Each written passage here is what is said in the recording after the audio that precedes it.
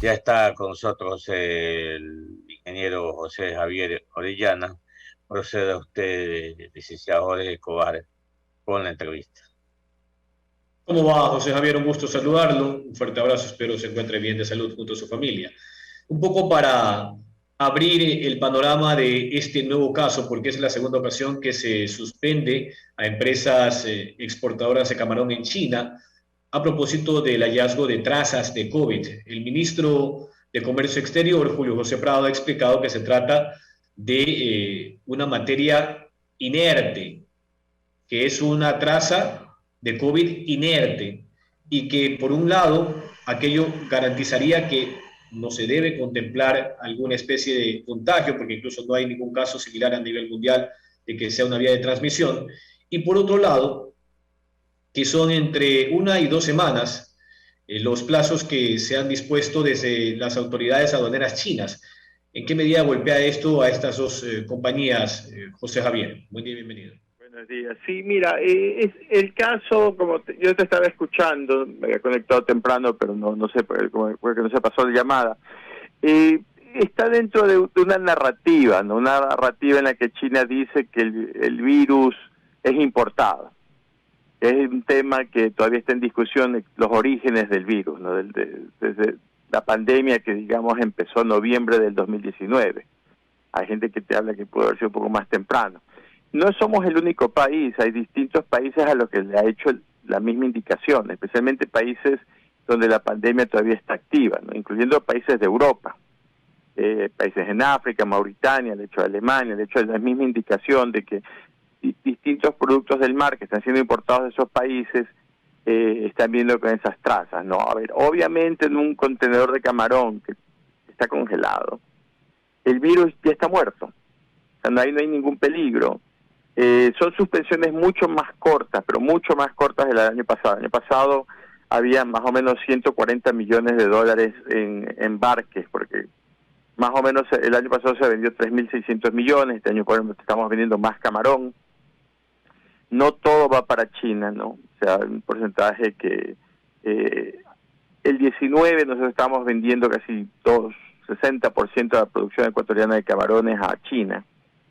Bajó el año 20, este año estaba también bajando porque no en volumen, pero sí en porcentaje del total que producimos, porque los mismos exportadores estaban ampliando su mercado en Europa y en Estados Unidos y ampliando los canales de distribución. Como muchos restaurantes cerró en Estados Unidos, se empezó a vender más a mercados y con otro tipo de valor agregado, porque tienes que básicamente modificar la presentación del camarón, ¿no?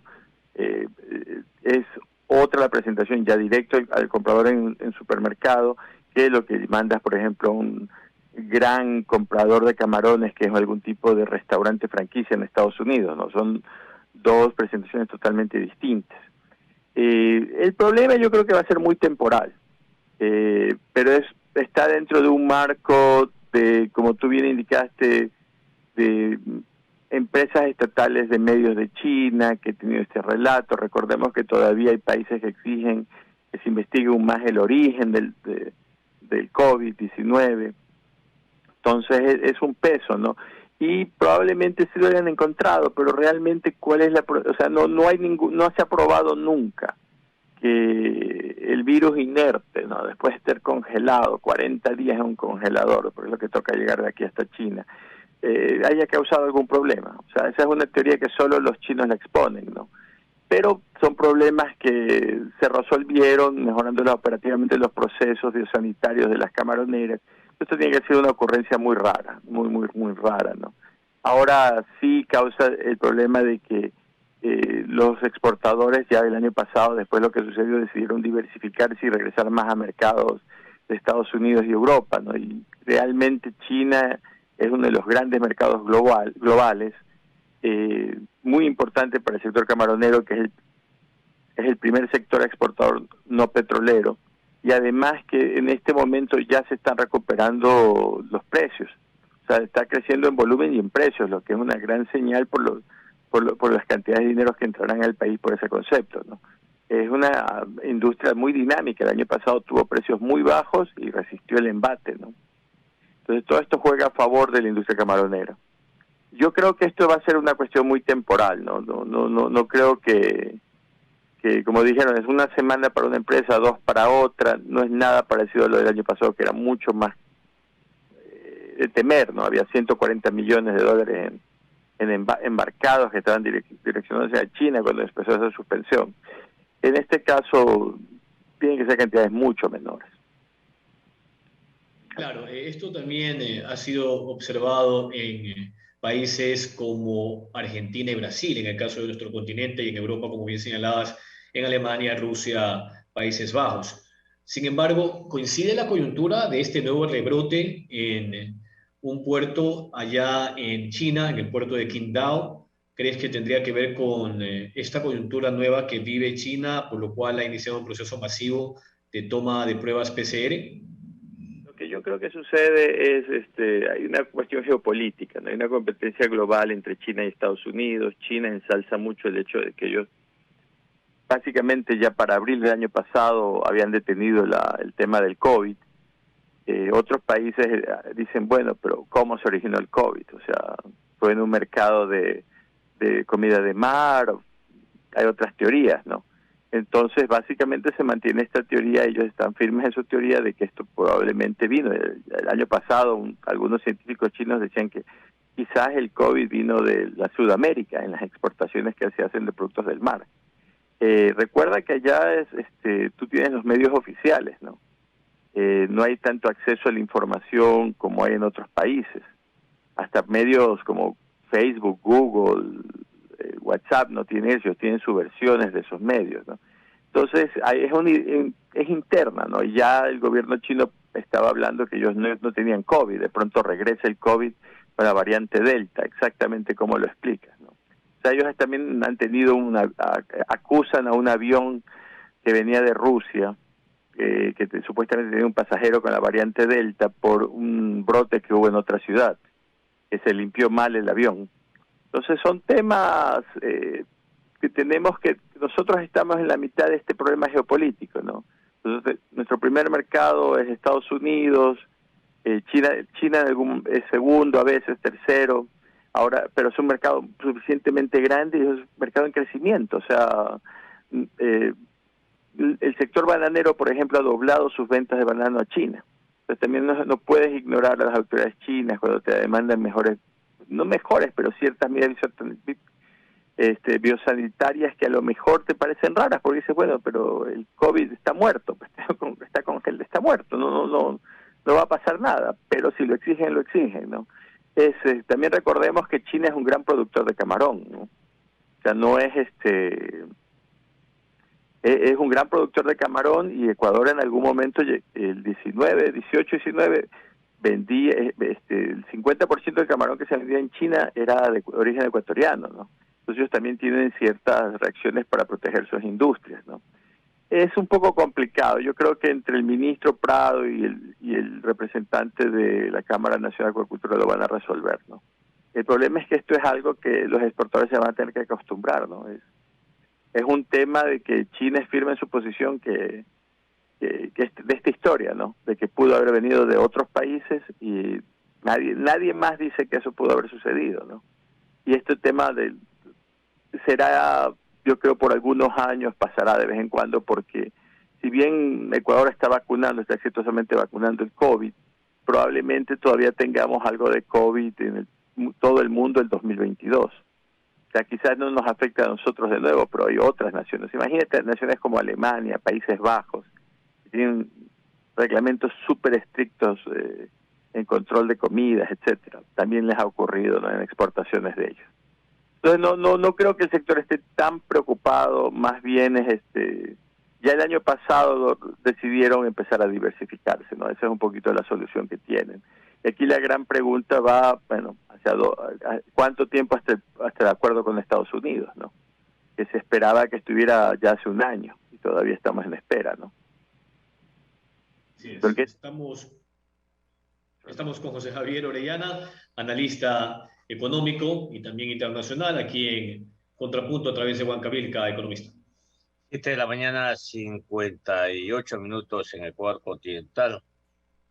El doctor homeópata Miguel Ojeda, lo saludamos y nos dice: qué buena noticia que nos da el ingeniero Alejandro Martínez, porque el Ecuador va a exportar queso a Europa.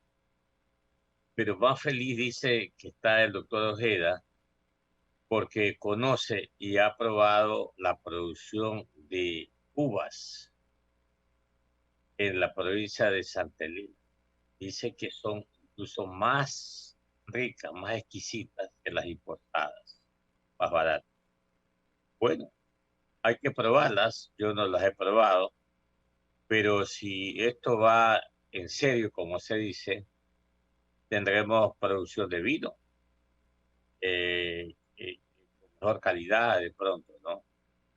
José Javier, buenos días, gracias por estar con nosotros. Una consulta puntual.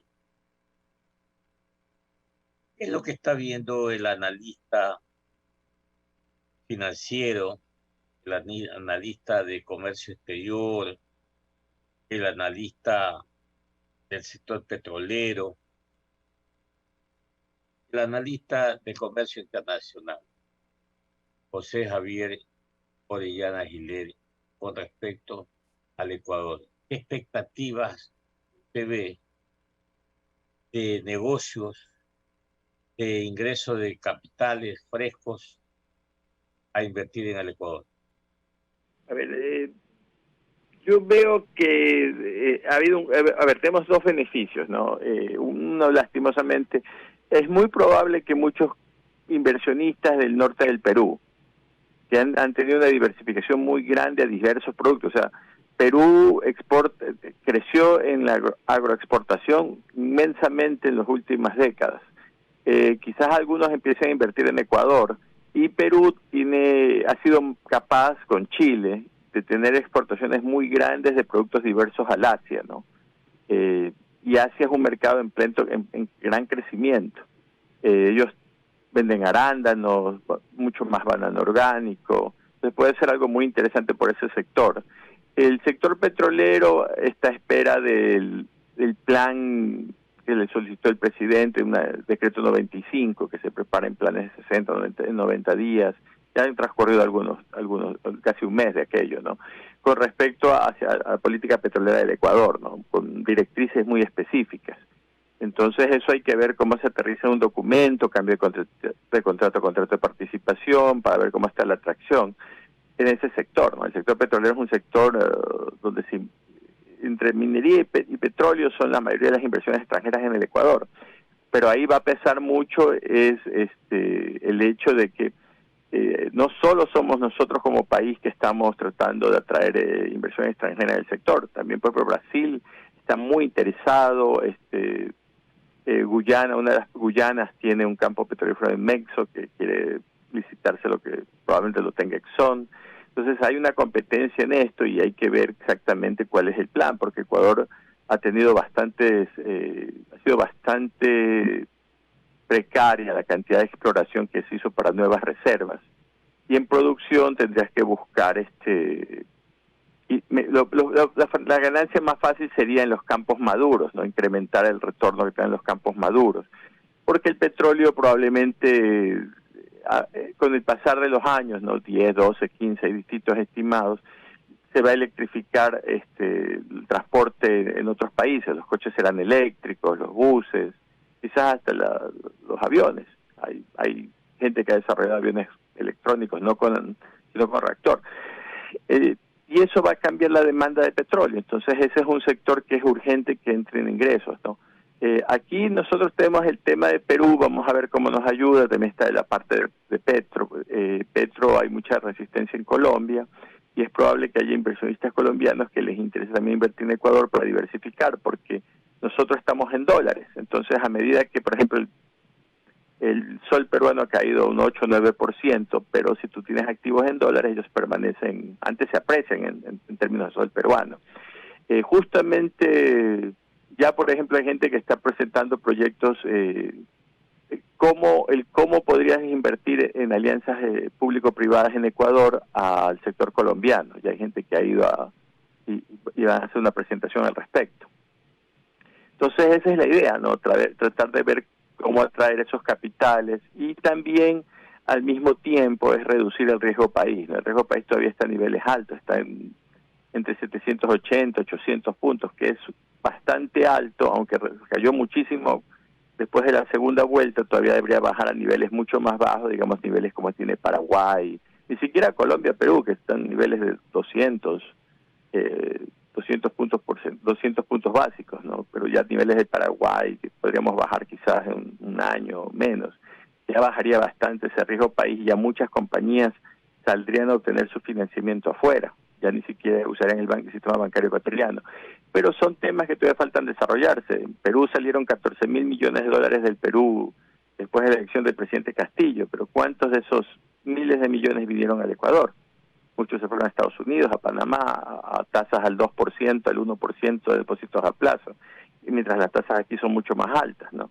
Entonces ahí todavía hay un tema de tratar de especialmente estos dos países que se sabe que probablemente van a tener problemas, al menos temporalmente, hasta que se sepa para cuáles son las políticas de los gobiernos, tratar de atraer la inversión para el Ecuador, ¿no? José Javier, le agradecemos mucho por estar con nosotros.